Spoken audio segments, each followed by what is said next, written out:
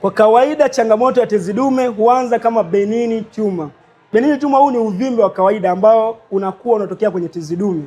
Na tezi dume ni tezi ambayo ya kiume ambayo inapatikana chini ya kibofu cha mkojo cha kila mwanaume. Katikati ya tezi hii ndio unaopita ule mrija unaotoa mkojo kwenye kibofu kutoa nje ya mwili.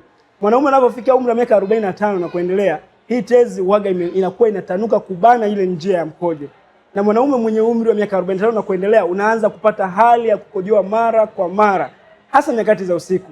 Unapata maumivu wakati unakojoa, unahisi mkojo unakubana lakini unapata ugumu kwenye kuanzisha mkojo. Lakini sometimes unaweza kuhisi mkojo umekubana na ukienda kukojoa mkojo usitoke kabisa. Hizi zote ni dalili kwamba una changamoto ya uvimbe kwenye tezi dume yako. Kama ni wewe mwanaume unahisi dalili hizi, ni vizuri ukatembelea vituo vya afya kuweza kupima, kujua changamoto yako na ukaweza kutibiwa kwa haraka, kwa sababu wanaume wengi kwa kutokuwa na elimu ya afya wamejikuta wakikaa na changamoto hii mpaka inakuwa sugu, mpaka baadaye inakuwa kansa ya tezi dume ambayo hii ni mbaya zaidi.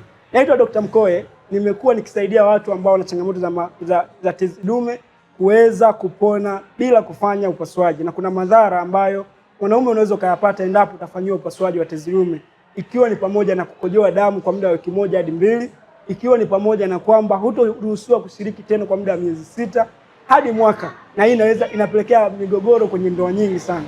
Na mbaya zaidi ni pale ambapo mwanaume wanapokuwa wamekukosea katika ufanyaji upasuaji wa tezi dume yako, unakuwa hauna uwezo wa kusimamisha tena. Usiende kufanyia upasuaji wa tezi dume, chukua namba zinazoonekana chini ya video hii niweze kukushauri tiba ambayo itaweza kukusaidia kutibu changamoto yako bila kufanya upasuaji. Karibuni sana.